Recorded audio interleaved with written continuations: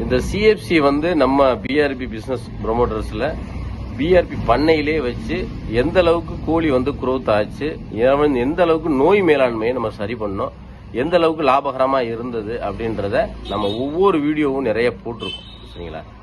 அப்படி பார்க்க போகும்போது நம்ம வந்து மாடசாமி பண்ணையாரு தான் முதல்ல அந்த பண்ணையை எடுத்துட்டு சிஎஃப்சியும் கொடுத்தோம். அதுக்கு அடுத்து வந்து என்ன கொடுத்தோம்னா நெட்சர்க்குடைய ப்ராடக்ட் கொடுத்தோம். அப்ப சிஎஃப்சியை கொடுத்து அவர் வந்து ரொம்ப அந்த மாட்டுக்கு கொடுத்து பால் இன்க்ரீஸ் ஆயிருக்கு, பால் ரொம்ப கெட்டியா இருக்கு, ரொம்ப ஆச்சரியப்பட்டார். மாடு வந்து ரொம்ப உடஞ்சி போயிருந்துச்சு, நல்லா இருந்துச்சு, அதே மாதிரி கண்ணுக்குட்டியும் நல்லா இருந்துச்சு அப்படின்ற மாதிரி ரொம்ப ஃபீல் பண்ணியிருந்தாப்ப எங்களுக்கும் சந்தோஷமா இருக்கு. அதுக்கு அடுத்து அப்படின்னா அப்படியே ஆட்டுக்குட்டி, அடுத்து வந்து கோழிக்கு வந்து அவர் வந்து கொடுத்த ஒரு 10 நாள்லயே வந்து கோழியுடைய வளர்ச்சி, அந்த எடை, அதனுடைய ஸ்பீடு அதை பார்த்துட்டு ரொம்ப ஆச்சரியப்பட்டாரு. சிஎஃப்சி இந்த அளவுக்கு இருக்குமா அப்படி